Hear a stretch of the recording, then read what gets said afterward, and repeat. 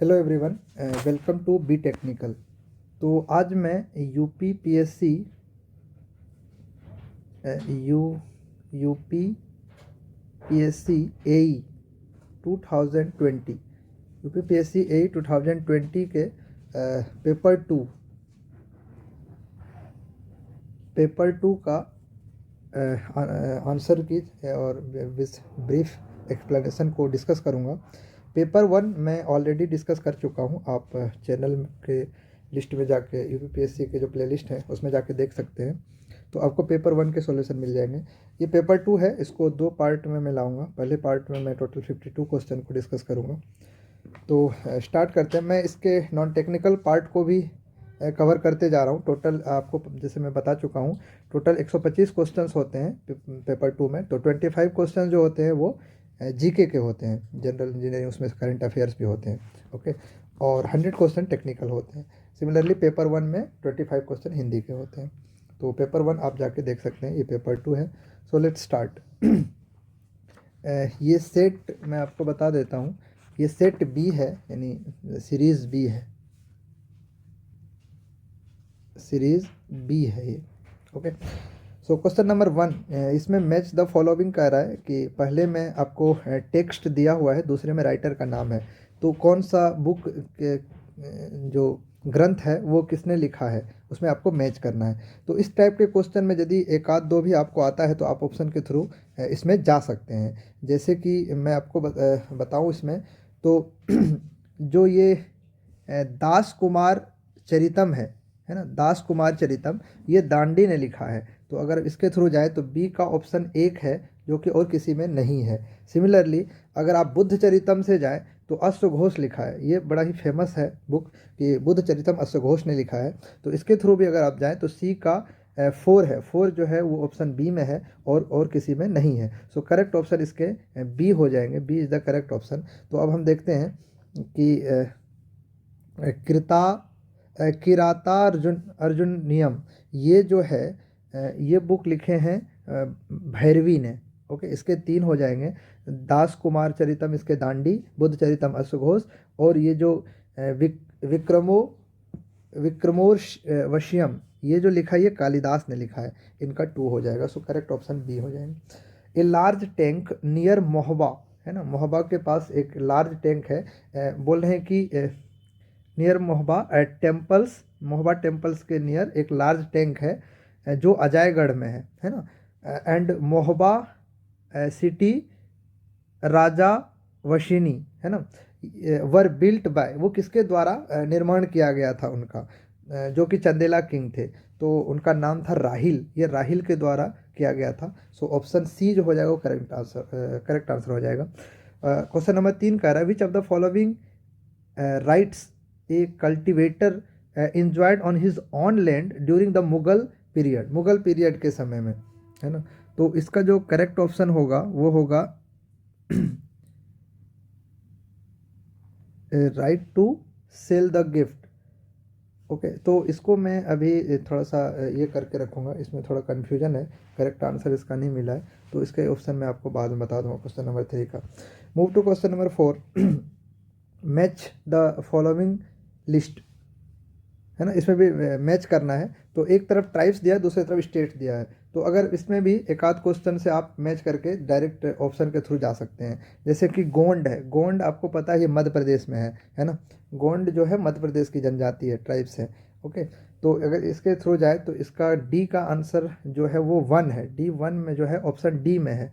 तो डी इसके correct answer आप मान सकते हैं, ठीक है। तो इसके थ्रू अगर हम जाए तो एक तरफ है थारू, थारू जो होता है वो उत्तराखंड का है, थारू उत्तराखंड का है ट्राइब्स। सिमिलरली टोडाज जो है वो तमिलनाडु का है, टोडाज, है ना। संथाल बिहार झारखंड में होता है। तो इसका एक करेक्ट ऑप्शन दो, बी सी का दो हो जाएगा, Jharkhand.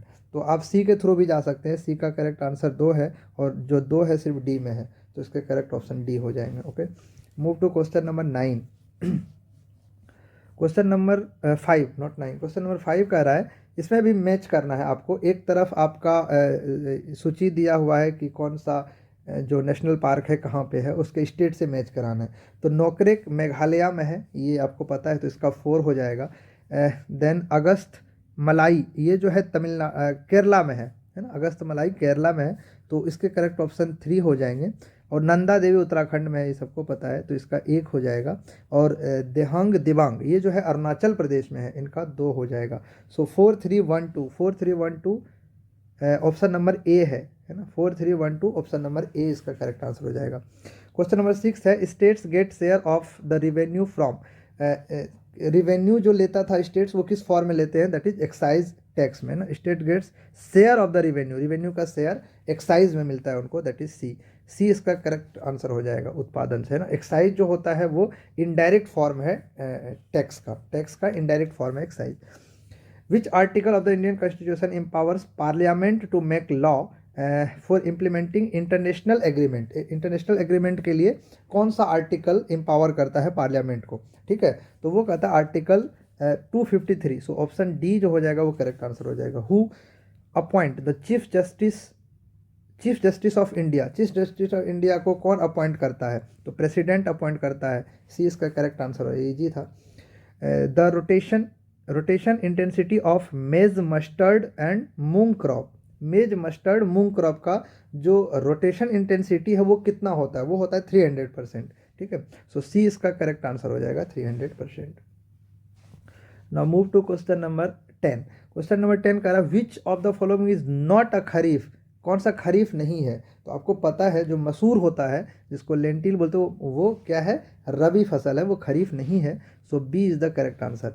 Question number 11 5 star village scheme, ये स्कीम जो लाया गया था वो हेल्थ सर्विस के लिए नहीं लाया गया था, ये पोस्टल सर्विस स्कीम के लिए लाया गया था। सो बी इसके करेक्ट आंसर हो जाएंगे। क्वेश्चन नंबर 12 है who won the US open, ये करंट अफेयर है कि 2020 में यूएस ओपन मेन के सिंगल कैटेगरी में किसने जीता था, जो 14 सितंबर 2020 को हुआ था, तो वो जीता था आपका डोमिनिक थीम ने, है ना, डोमिनिक थीम। तो इसका बी जो हो जाएगा वो करेक्ट आंसर हो जाएगा। फिर अगेन 13 में आपको कह रहा है कि कौन सा करेक्टली मैच्ड नहीं है, which is not correctly matched, है ना। एक तरफ आपका एंशियंट सिटी का नाम दिया है, दूसरी तरफ आपका मॉडर्न नाम दिया है, तो सारनाथ मॉडर्न नाम है, इसका एंशियंट नाम इसी पट्टन था, तो ए इसका करेक्ट आंसर हो जाएगा। मतलब ए जो है वो करेक्ट मैच है। मंदसौर जो है उसका पुराना नाम दशपुर था, ये भी करेक्ट है।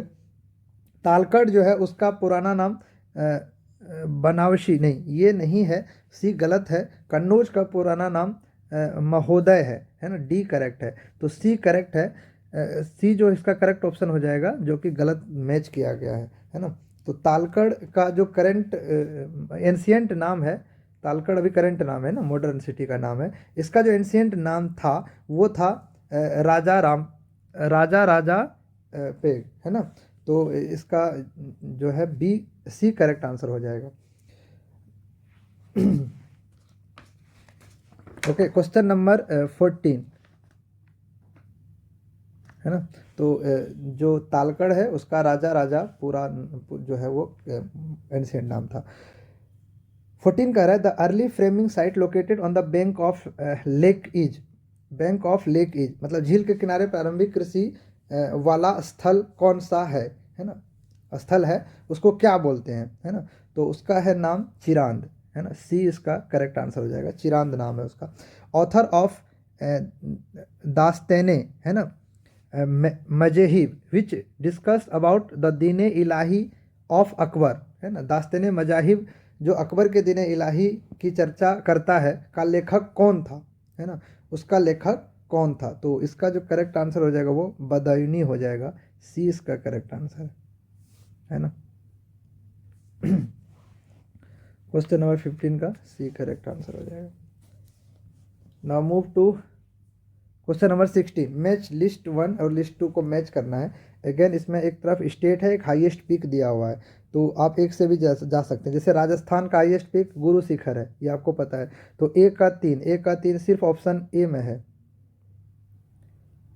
नहीं बी का 3 अगर देखेंगे तो सिर्फ ऑप्शन सी में मिलेगा आपको, है ना, तो सी इसका करेक्ट आंसर हो जाएगा। राजस्थान का जो हाईएस्ट पीक है गुरु शिखर है, जो कि अरावली के श्रृंखला में आता है, हाईएस्ट पीक है गुरु शिखर, है ना, 1500 समथिंग उसकी हाइट है।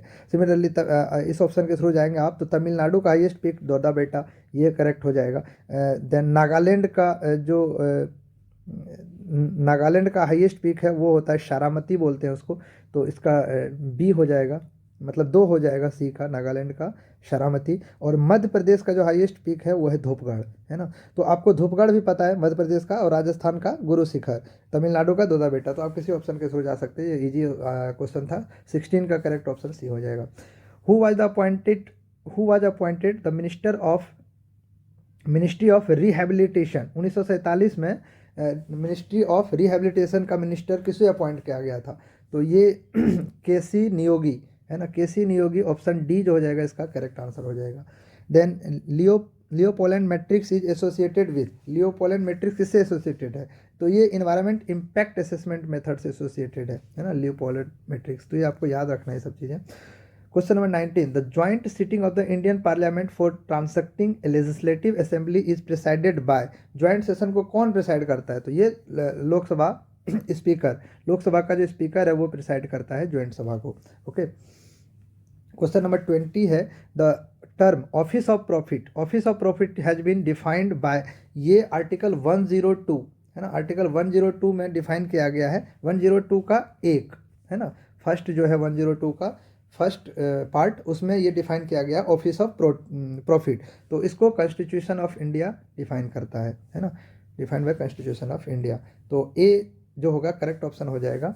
Now move to question number 21, while deciding any question relating to the disqualification of member of parliament the president shall be obtain the opinion of, किसका ओपिनियन लेता है? तो वो इलेक्शन कमीशन का ओपिनियन लेता है। ए इसका करेक्ट आंसर हो जाएगा। क्वेश्चन नंबर 22 कर रहा है, सोयाबीन सीड्स कंटेन, सोयाबीन में 40% प्रोटीन होता है, 20% ऑयल होता है, तो मैक्सिमम प्रोटीन होता है सोयाबीन में, दैट इज 40%। सी इसका करेक्ट आंसर हो जाएगा। As per the result of स्वच्छ सर्वेक्षण 2020 का स्वच्छ सर्वेक्षण के अनुसार जो सबसे स्वच्छ शहर था उत्तर प्रदेश का वो कौन सा था? तो वो आगरा नहीं था, वो लखनऊ था। ए इसका करेक्ट, सी इसका करेक्ट आंसर हो जाएगा। How many teachers from Uttar Pradesh were selected a national award teacher day 5 सितंबर 2020, 5 सितंबर 2020 को जो नेशनल अवार्ड में सेलेक्ट किया गया था, नेशनल अवार्ड के लिए उत्तर प्रदेश से कितने टीचर को सिलेक्ट किया गया? तो उत्तर प्रदेश से 3 टीचर को सिलेक्ट किया गया था। डी इसका करेक्ट आंसर हो जाएगा। ये करंट अफेयर क्वेश्चन है। पोषण माह जो होता है वो 1 सितंबर को, यानी ये इसका करेक्ट आंसर हो जाएगा, है ना, सेलिब्रेट किया गया था 2020 में सितंबर। ओके, सो ये थे 25 क्वेश्चन जीके के। अब हम टेक्निकल क्वेश्चन देखेंगे। Okay, now question number 26, if two triangular signal, देखिए, if two triangulation signal is 6.75 metre height, each are to be just visible over ground mutually, what is the maximum distance between their location on the ground? तो आपको क्या बोल रहे हैं कि ये दिया हुआ है, मतलब 2 ट्रेंगुलेशन स्टेशन है जो कि 6.75 मीटर इसकी हाइट है ना। Each are to be visible from over ground, ground से विजिबल है दोनों म्यूचुअली, ठीक है। What is the maximum distance between their location on the ground surface, maximum distance उसके क्या होंगे, ठीक है। तो सपोज कीजिए यहाँ से ये मेजर किया गया है, तो ये डिस्टेंस आपको डी निकालना है, ठीक है। तो आपको पता है फार्मूला, दैट इज ऐसे अगर निकालें तो 0.067 एच स्क्वायर के टर्म में आएगा, है ना। उसी को आप रिकैलकुलेट कीजिए, तो मतलब रीएडजस्टमेंट कीजिए, तो आपको डी की वैल्यू निकल के आएगी 3.85 रूट अंडर एच। तो एच की वैल्यू आप यहाँ पे पुट कर दीजिए मीटर में, तो 3.85 रूट अंडर एच। एच आपको पता है कितना, 6.75। तो वहाँ से एक बार पुट करेंगे तो D1 निकलेगा, अगेन सेम वैल्यू पुट करेंगे तो D2 निकलेगा। तो दोनों की वैल्यू सेम है, तो total D is equal to D1 plus D2। तो जो D1 की वैल्यू निकलेगी वही D2 की, तो 2 टाइम्स D1 हो जाएगा। तो आप जब यहाँ से निकालेंगे तो ये 10, और हमको पता है एच मीटर में रखते हैं तो ये किलोमीटर में निकल के आता है डी की वैल्यू, क्योंकि ये कन्वर्टेड वैल्यू है। जो 3.85 है ये ऑलरेडी कन्वर्जन है इसमें। तो 10 किलोमीटर प्लस 10 किलोमीटर, सो 20 किलोमीटर, बी इसका करेक्ट आंसर हो जाएगा। तो यहाँ से यहाँ तक निकालेंगे तो 10 किलोमीटर, यहाँ से यहाँ तक निकालेंगे तो 10 kilometre, so B is the correct answer. Question number 27, the system that use uses the sun as a source of electromagnetic energy and records the naturally radiates and reflected energy from the object is called as, उसको क्या कहते हैं। तो आपको पता है कि जो रिमोट सेंसिंग टेक्निक है उसमें दो टेक्निक होती है, एक को कहते हैं पैसिव रिमोट सेंसिंग, एक को कहते हैं एक्टिव रिमोट सेंसिंग। तो ये बोल रहा है कि सन को जो एज ए सोर्स मानता है उसको हम पैसिव बोलते हैं, ठीक है। अगर सन एज ए सोर्स मतलब जो ऑन सोर्स को अप्लाई नहीं करता है, जो ऑन सोर्स खुद का सोर्स से इमिट करता है लाइट, है ना, खुद का सोर्स यूज करता है, उसको हम कहते हैं एक्टिव रिमोट सेंसिंग। जो डिपेंड करता है दूसरे पे, जैसे सन को यूज किया उन्होंने, तो वो एक्टिव रिमोट सेंसिंग नहीं होगा, वो पैसिव हो जाएगा। तो इसके करेक्ट आंसर सी जो होगा वो करेक्ट आंसर हो जाएगा, ठीक है। एग्जाम्पल के लिए जैसे कि आप सन के लाइट में कोई चीज़ जैसे फ़ोटो खींचते हैं, आप सनलाइट में करते हैं, तो कैमरा अपना सोर्स यूज नहीं कर रहा है लाइटिंग के लिए, वो सन के सोर्स को यूज कर रहा है। सो ये पैसिव रिपोर्ट सेंसिंग हो जाएगा। Question number 28, the ratio of curvature correction to that of refraction correction, ये होता है 1/7। तो मतलब कर्वेचर करेक्शन मतलब रिफ्रैक्शन करेक्शन जो होता है 1/7 ऑफ कर्वेचर करेक्शन होता है। तो curvature correction is equal to क्या हो जाएगा, 7 times of refraction correction. So D is the correct answer, okay. So D इसके करेक्ट आंसर हो जाएंगे। Now move to question number 29। Question number 29 क्या कह रहा है, इन ए वर्टिकल, थोड़ा सा मैं इसको बड़ा कर देता हूँ, okay. In A vertical curve an upgrade 2% is followed by downgrade 2%. The rate of change of grade 0.05% per 20 meter chain. The length of vertical curve is, तो आप क्या करेंगे, देखिए हम क्या लेते हैं, चेंज इन कितने ग्रेड चेंज हो रहा है। तो देखिए 2% अप है और 2% डाउन है, तो n की वैल्यू कितना, 2 मतलब मोड में लेते हैं 2 + -2, तो 2 - -2, तो ये प्लस हो जाएगा, माइनस प्लस, तो 2 यानी 4%। 4% में कितना चेंज हो रहा है, 0.05, तो 4 डिवाइडेड बाई 0.05 इंटू 20, तो इसमें जब आप कैलकुलेट करेंगे तो you will gate 1600 answer, okay. यानी 4 डिवाइडेड बाई 0.05 इंटू 20, तो आपको निकल जाएगा ये 1600। D is the correct answer. Question number 30 कर रहा है, repetition of bends on zoological map may be due to, मतलब रिपीटेशन ऑफ बेड्स है ना, repetition of beds on zoological map may be due to folding, है ना, वो folding के कारण होता है। डी इसका करेक्ट आंसर हो जाएगा। Repetition of bed in zoological map, तो वो फोल्डिंग के कारण होता है। क्वेश्चन नंबर 31 कर रहा है, the velocity distribution in turbulent flow, है ना, तो ध्यान रखना आपको कि the velocity distribution in turbulent flow is a function of distance y measured from boundary से मेजर कर रहे हैं, ये मान लो इस तरह से है, तो बाउंड्री से y है, okay, measured from boundary surface and the friction velocity mu and follows a, वो कौन सा लॉ को फॉलो करता है, पैराबोलिक, हाइपरबोलिक, लॉगरिथमिक और लीनियर। तो टर्बुलेंट फ्लो में आपको पता है जब इक्वेशन लिखेंगे तो आप u इज इक्वल टू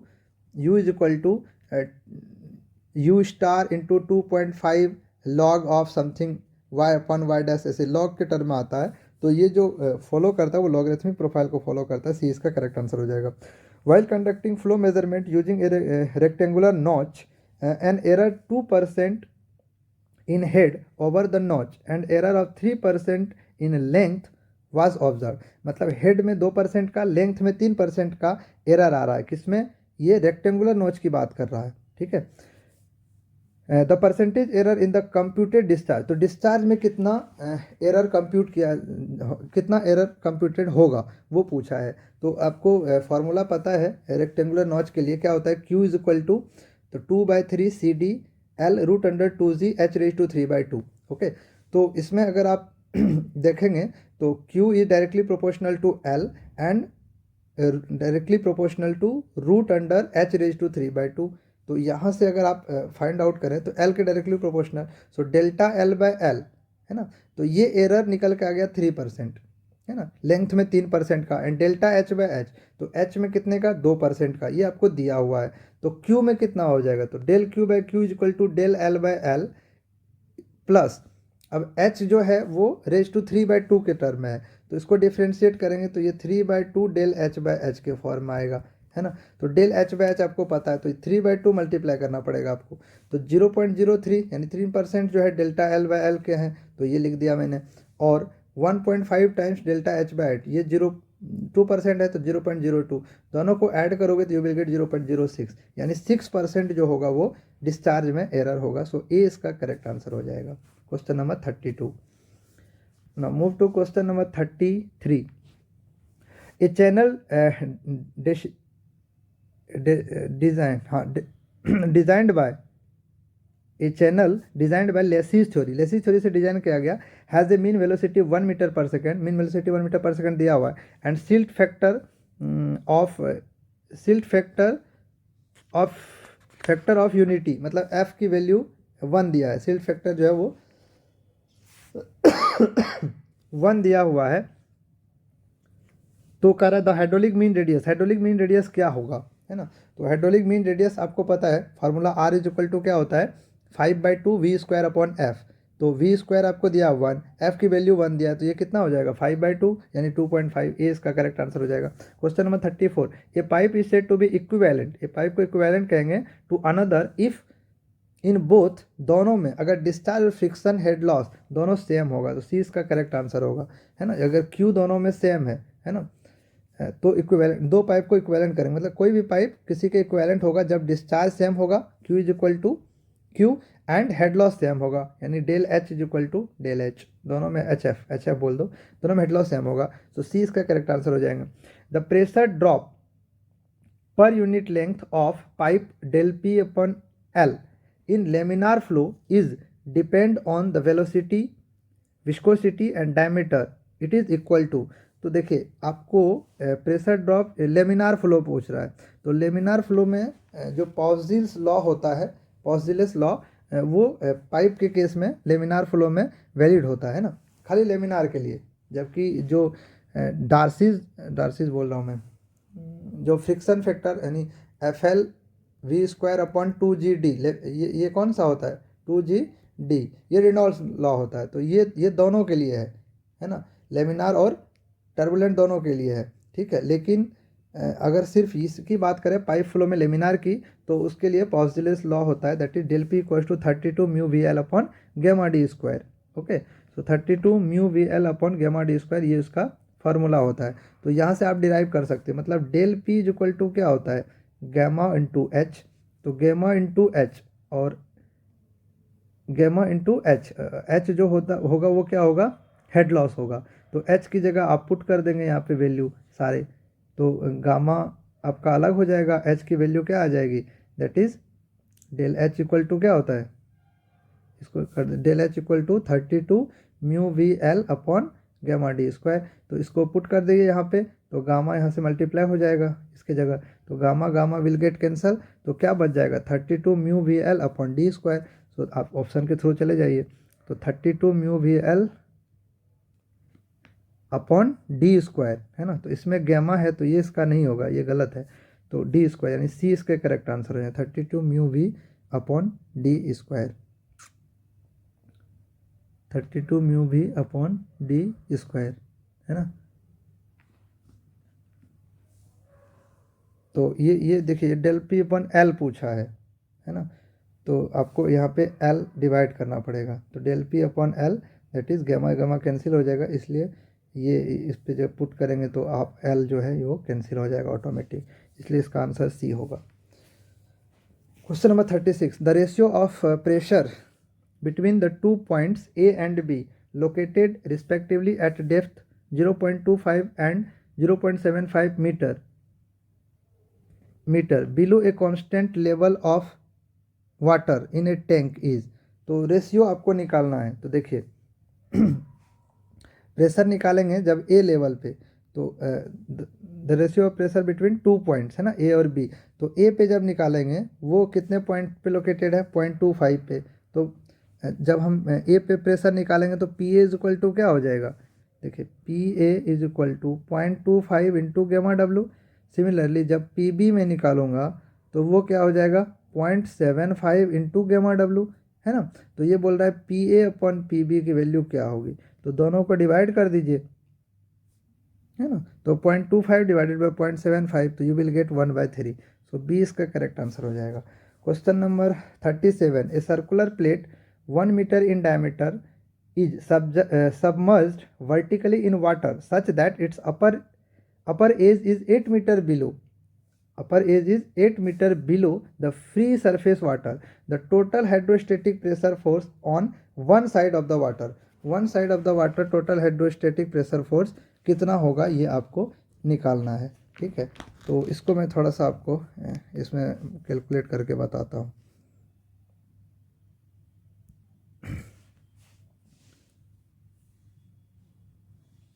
चलिए, तो मैं इसमें आपको बताता हूँ। ये कह रहा है कि सर्कुलर प्लेट है, ओके।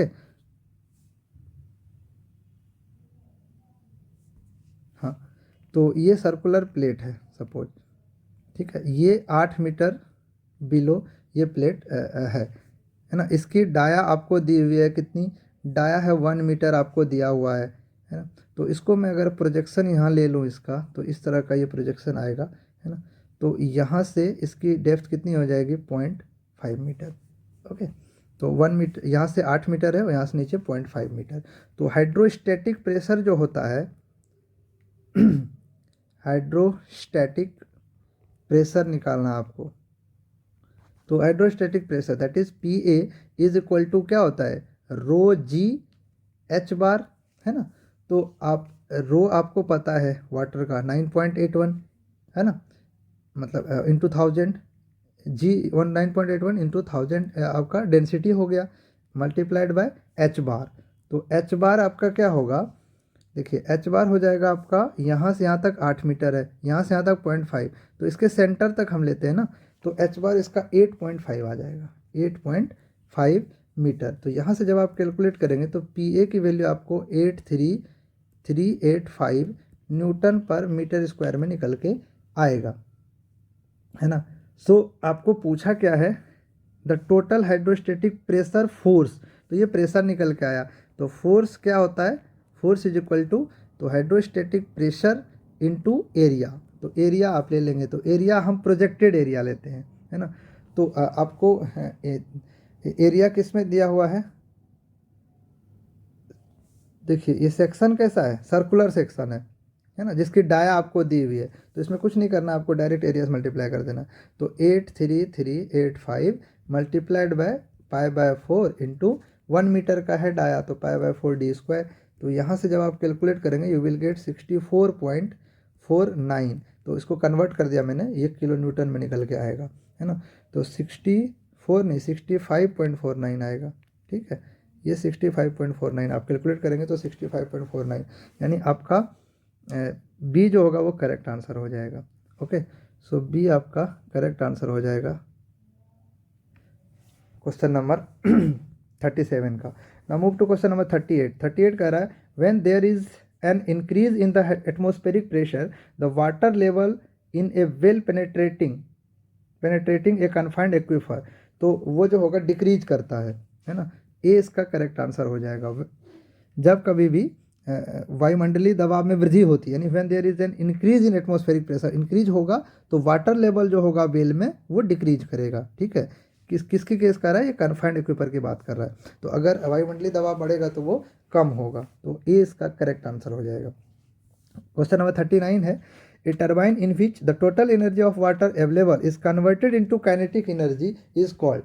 देखिए टोटल एनर्जी अगर काइनेटिक एनर्जी में सिर्फ कन्वर्ट हो रहा है तो उसको इम्पल्स टर्बाइन कहेंगे, क्योंकि इम्पल्स टर्बाइन में सिर्फ काइनेटिक एनर्जी होता है, जबकि रिएक्शन टर्बाइन में along with kinetic energy pressure energy is also contributing. So ये इम्पल्स टर्बाइन इसका करेक्ट आंसर हो जाएगा कि टोटल एनर्जी किसमें, काइनेटिक एनर्जी में कन्वर्ट हो रहा है। तो 39 का C is the correct answer. Question number 40 कह रहा है discharge per unit draw down, उसको कहते हैं स्पेसिफिक कैपेसिटी सी। ये क्वेश्चन अभी लेक्चरर में भी पूछा गया था, सेम क्वेश्चन है ना, रिपीट हो गया था ये क्वेश्चन लेक्चरर एग्जाम, अभी जो यूपीपीएससी 22 दिसंबर को एग्जाम हुआ था तो उसमें ये पूछा गया था, okay. Question number 41 a stream that provides water to the water table is term as, उसको क्या बोलते हैं, है ना। A stream that provides water to the water table is term as, उसको हम बोलते हैं इन्फ्लुएंट, उसको क्या बोलते हैं? इन्फ्लुएंट। नहीं, जो वाटर देता है उसको इफ्लुएंट बोलेंगे, है ना, उसको क्या बोलेंगे? इफ्लुएंट, है ना। इसका करेक्ट आंसर जो हो जाएगा वो डी होगा। ओके, सो देखते हैं जो इन्फ्लुएंट है उसको बोलते हैं लॉजिंग स्ट्रीम, है ना, जो लॉस करता है ना, लॉसिंग स्ट्रीम, है ना, that lose water as it follows down stream, lose water at it follows down stream, यानी recharging the local ground water. Okay, so a stream that provides water to the water table. अच्छा, जो water table को water provide करता है उसको influential बोलते हैं। सो 20 का करेक्ट आंसर होगा, डी नहीं होगा। ठीक है, इफ्लुएंट क्या होता है? A stream into which water is discharge from the ground water reservoir, है ना, water is discharge from the ground water reservoir, है ना। तो इसको गेनिंग स्ट्रीम कहते हैं, इफ्लुएंट को गेनिंग स्ट्रीम कहते हैं, इफ्लुएंट को, और इन्फ्लुएंट को लूजिंग स्ट्रीम बोलते हैं इसको, है ना। इसको लूजिंग बोलते हैं इन्फ्लुएंट को, और इफ्लुएंट को गेनिंग स्ट्रीम बोलते हैं। ये कह रहा है कि a stream that provide water to the water table, जो वाटर टेबल को वाटर प्रोवाइड करता है उसको इन्फ्लुएंट बोलते हैं, है ना। सो दिस इज द क्या कहता है? Recharging the local ground water, जो ग्राउंड वाटर को रिचार्ज करता है, ये डिस्चार्ज करता है इफ्लुएंट। ठीक है, सो करेक्ट ऑप्शन इसका जो है बी हो जाएगा। Now move to question number 42। The observed annual run off from a basin of area 500 kilometre square, 500 kilometre square का बेसिन एरिया है, is 150 mega metre cube and the corresponding annual rainfall over the basin during the same year is 750 mm. What is the runoff coefficient? Runoff coefficient आपको निकालना है, जबकि वो area दिया हुआ है बेसिन एरिया, तो इसको हम यहाँ से करते हैं। तो देखिए ये है आपका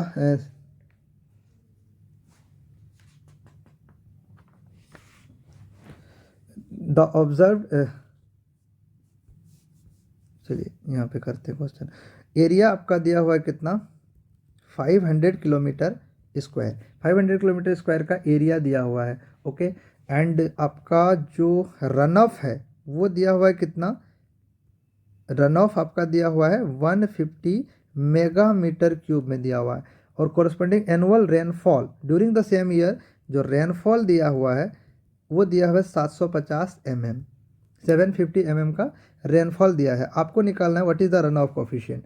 तो रन ऑफ कोफिशिएंट आपको निकालना है। Okay, so depth of run of पहले हम निकाल लेते हैं। डेप्थ ऑफ रन ऑफ ये कैसे निकालेंगे? तो आपको 150 मेगा मीटर क्यूब यानी 10⁻6 से मल्टीप्लाई कर दें तो ये मीटर क्यूब में निकल के आ जाएगा।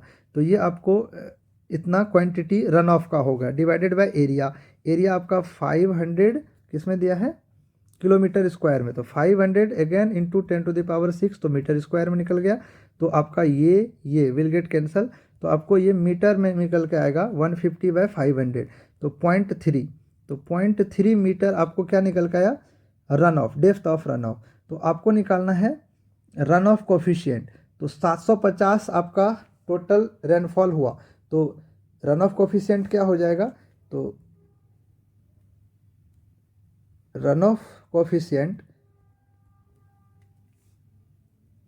Run off coefficient is equal to क्या होगा? 0.3 मीटर आपका रन ऑफ आया, तो इसको कन्वर्ट कर देंगे mm में, तो दैट इज 300। तो 300 डिवाइडेड बाय रेनफॉल कितना हुआ? 750, तो 300 divided by 750 you will gate 0.4। तो 0.4 जो होगा वो उसका करेक्ट आंसर हो जाएगा, सी इज़ द करेक्ट आंसर। ठीक है, सी इसका करेक्ट आंसर हो जाएगा क्वेश्चन नंबर 42 का।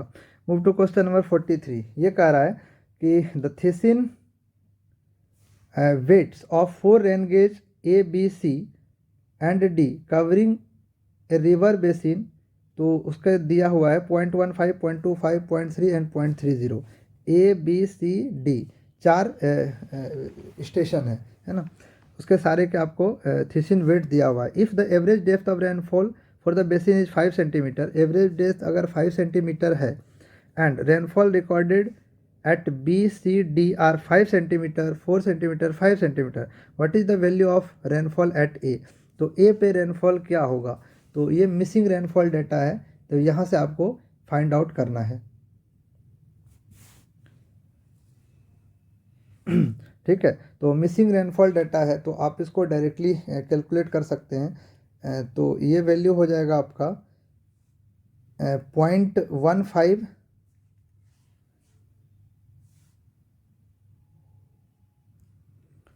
हाँ, तो इसको हम यहाँ पे कैलकुलेट करते हैं। देखिए, इसमें क्या दिया है कि इसके वेट दिए हुए हैं चारों स्टेशन के ए बी सी डी के। ठीक है, तो उसका जब हम एवरेज लेते हैं, इफ़ द एवरेज, देखिए average depth of rainfall for the basin is 5 centimetre, average इसका 5 सेंटीमीटर है, एंड रेनफॉल रिकॉर्डेड जो है वो दिया हुआ है बी सी डी का 5 सेंटीमीटर, 4 सेंटीमीटर, 5 सेंटीमीटर रिस्पेक्टिवली। ठीक है, तो जब आप यहाँ पे पुट करेंगे, इसका एवरेज लेता हूँ मैं, तो 0.15 है ना, मल्टीप्लाइड बाय 0.15 किसका है, ए का, और ए का मिसिंग है, बी सी डी का दिया हुआ है, तो ए का एक्स, मिसिंग को मैं एक्स मान ले रहा हूँ। ठीक है, प्लस बी का है 0.25 वेट दिया हुआ है, और बी का आपको ऑलरेडी डेप्थ दी है कितनी, 5 सेंटीमीटर, तो इसको 5 से मल्टीप्लाई कर दिया। सी का है 0.25, तो प्लस 0.25, और सी का वेट दिया हुआ आपका कितना, 4 सेंटीमीटर, इसको 4 से मल्टीप्लाई कर दिया। प्लस डी का आपका है 0.3, और बी सी डी, तो बी सी डी का आपका 5 सेंटीमीटर दिया हुआ है, 5 सेंटीमीटर। ओके, और लास्ट वन है अगेन 0.3 डी का, ए का तो हो गया 0.15, बी का 0.25, तो 0.25 ले लिया, सी का 0.3, देखिए यार ये गलत हो गया था, सी का 0.3 है, तो 0.3 इंटू 4, और डी का भी 0.3 है, तो 0.3 इंटू 5, डी का 5 दिया हुआ है, total divided by 0.15 plus 0.25 plus 0.3 plus 0.3, है ना। सबका एवरेज कितना है, 5 सेंटीमीटर है। तो जब इसमें आप पुट करेंगे सारे वैल्यू, तो आप ऑलरेडी पुट किया हुआ है, तो एक्स निकल के आपको आएगा 7 सेंटीमीटर। ठीक है, 7 सेंटीमीटर आपका एक्स निकल के आएगा। सो इसका करेक्ट आंसर हो जाएगा C. C is the correct answer for question number 43। Now to question number 44। 44 कह रहा है water is to be lifted by net head of 240 metre, net head of 240 metre, H आपको दिया हुआ है 240 metre, identical pumps each with specific speed 30 and rotational speed is 1450। Specific speed दिया हुआ है 30, है ना, और रोटेशनल स्पीड आपको दिया हुआ है 1450 आरपीएम में। Okay, with design discharge Q दिया हुआ है 0.2 metre cube per second, metre cube per second are available. The number of pumps required will be, number of pump required कितने होंगे, ठीक है, वो आपको निकालना है। तो देखिए, नंबर ऑफ पंप रिक्वायर्ड, यहाँ मैं लिख रहा हूँ, number of pumps, number of identical pump लिखते हैं पहले, number of identical pumps is equal to net head, net head divided by net head of each pump,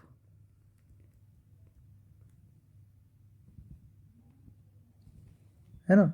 तो नेट हेड ऑफ, यहाँ पे क्या है, water is to be lifted by net head of 2 feet, तो net head of lifted, है ना, net head lifted ये कितना है 240, so 240 divided by net head of each pump. अब आपको net head of identical, identical pump का net head दिया हुआ है कितना 30, तो 240 divided by identical pump of each with specific speed इतना, है ना, विथ डिजाइन डिस्चार्ज इतना available, the number of pump required will B, तो ये आपका कितना दिया हुआ है 30, है ना, identical pumps each with specific speed of 30 metre, specific speed of 30 metre, तो 240 डिवाइड बाय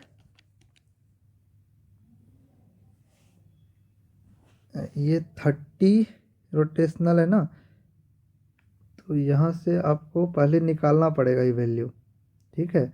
क्योंकि देखिए ये स्पेसिफिक स्पीड है ना, तो हमको ये वाला नेट हेड पता नहीं है। ये क्या कह रहा है, identical pump each which specific speed of 30 metre. यहाँ पे नेट हेड की बात कर रहा है 240, ये नेट हेड जो 30 है ये नेट हेड नहीं है, ये स्पेसिफिक स्पीड है। तो हमको नेट हेड निकालना पड़ेगा, तो पहले हम नेट हेड निकाल लेते हैं। तो आपको net head is equal to क्या होता है, N S is equal to N N root under Q divided by H raise to 3/4। ये फार्मूला होता है टरबाइन के किसके केस में, पंप के केस में। टरबाइन के केस में 5/4 होता है, टरबाइन के केस में, और डिस्चार्ज पंप के केस में 3/4 होता है। फार्मूला आपको ध्यान में रखना है। तो एन एस की वैल्यू दी है 30, एन की वैल्यू है 1450, रूट अंडर क्यू आपको दिया हुआ है 0.2, एच आपको दिया हुआ है कितना 30। तो 30 रेज टू 3/4 आपको ये पुट करना है, ठीक है। नहीं, एच आपको निकालना है, नेट हेड, सॉरी, ये जो दिया है ये 30, स्पेसिफिक स्पीड 30 दिया है। तो यहाँ से आप नेट हेड निकालेंगे तो आपको ये एच की वैल्यू निकल के आएगी 60.211। एच की वैल्यू 60.211 मीटर में निकल के आएगी, ठीक है, नेट हेड। और यहाँ पे 240 दिया हुआ है, तो जब आप 60.211 से इसको डिवाइड करेंगे तो you will get this value 3.985, यानी अप्रोक्सीमेटली 4 के आसपास आपको। सो सी जो होगा करेक्ट आंसर हो जाएगा इसका। एक बार फिर से मैं रिपीट कर दे रहा हूँ, क्योंकि नंबर ऑफ आइडेंटिकल पंप निकालना है हमें, तो net head lifted upon net head of each pump. तो net head of each pump हमको पता नहीं है, तो मैं ये फार्मूला यूज किया। यहाँ से आपको नेट हेड एच निकल के आ गया कितना 60, और उसको डिवाइड कर दिया इससे, तो 4 आपका आ गया आंसर। सी इसका करेक्ट आंसर हो जाएगा। क्वेश्चन नंबर 45 कह रहा है, for one dimensional flow without recharge in an unconfined aquifer between two water bodies the steady water table profile is. उस केस में पैराबोलिक होता है। One dimensional flow without recharge है ना, अनकन्फाइंड एक्विफर की बात कर रहा है, तो जो वो शेप बनता है वो इस तरह से पैराबोलिक शेप बनता है, यानी बी जो होगा वो करेक्ट आंसर हो जाएगा। क्वेश्चन नंबर 46 कह रहा है, थोड़ा इसको मिनिमाइज कर देता हूँ। As per the recommendation of the bureau of Indian standard the shape of the lined canal. Lined canal का शेप जो होता है वो ट्रेपेजॉइडल होता है। ये क्वेश्चन अगेन फिर से पूछा गया है, तो बी इसका करेक्ट आंसर हो जाएगा। Geological strata between ground surface and water table is also term as. उसको क्या बोलते हैं, geological strata between ground surface, जो ग्राउंड सरफेस है, और वाटर टेबल के बीच का जो जोन होता है उसको हम वैडोज जोन कहते हैं, यानी सी इसका करेक्ट आंसर हो जाएगा। जो कि वाटर टेबल से नीचे जो जोन होता है उसको फेरेटिक और सेचुरेटेड जोन कहते हैं, लेकिन ये जो जोन होता है वैडोज जोन होता है, जो कि जिसमें एयर भी होता है और वाटर भी होता है, ये फुल्ली सेचुरेटेड नहीं होता है। The standard BOD 5 20 degree centigrade when compare to BOD ultimate, तो ये आपको 68% होता है, यानी 2/3 के आसपास है ना, 67 पॉइंट समथिंग, तो 68% मान के चलते हैं इसको। सो बी इसका करेक्ट आंसर हो जाएगा। स्लज बल्किंग जो होता है ना, वो क्लोरिनेशन कंट्रोल करता है स्लज बल्किंग को, ये इसका करेक्ट आंसर हो जाएगा। Sludge bulking can be control by chlorination. Uniformity coefficient D60/D10, D इसका करेक्ट आंसर हो जाएगा। यूनिफॉर्मिटी कोफिशिएंट क्या होता है, D60/D10। कर्वेचर करेक्शन होता है D60 का square upon D30 to D10, है ना। D30 का square divided by D60 into D10, D30 का square divided by D60 into D10, ये होता है आपका CC कर्वेचर, है ना। यूनिफॉर्मिटी कोफिशिएंट होता है D60/D10, ठीक है। Question number 51, which of the following causes a decrease demand of water in per capita consumption। Per capita consumption में जो डिक्रीज डिमांड होता है वो किसके कारण होता है, which of the following causes, किसके कारण होता है, तो यूज ऑफ मीटरिंग, है ना। मीटरिंग सिस्टम पर आप लगाते हैं तो आपका डिमांड में थोड़ा सा कम होता है ना। क्वेश्चन नंबर 52 कर रहा है, the following data pertains to a sewage sample. तो इसमें इनिशियल डिजॉल्व ऑक्सीजन इनिशियल दिया हुआ है, फाइनल दिया हुआ है, आपको BOD निकालना है। तो BOD का फॉर्मूला होता है BOD is equal to DO initial minus DO final, मतलब DO initial minus DO final into dilution factor. तो डाइल्यूशन फैक्टर 1% है तो 100/1 हो जाएगा। ओके, तो देखिए DO इनिशियल कितना 9.5 माइनस 2, तो ये हो जाएगा 7.5, 7.5 इंटू 100, तो ये कितना हो जाएगा 750। तो डी इसका करेक्ट आंसर हो जाएगा। तो ये थे पेपर 2 के टोटल 52 क्वेश्चन जो मैंने आपको स्टार्टिंग बताया था। और जो बाकी के क्वेश्चन बच गए उसको मैं वीडियो 2 सेकंड पार्ट में लाऊंगा, इसी के यूपीपीएससी पेपर 2 2020 के पार्ट 2 है ना, उसमें आपको मिल जाएगा। तो थैंक यू वेरी मच, इसको शेयर कीजिए, लाइक कीजिए। Okay, bye bye, good night.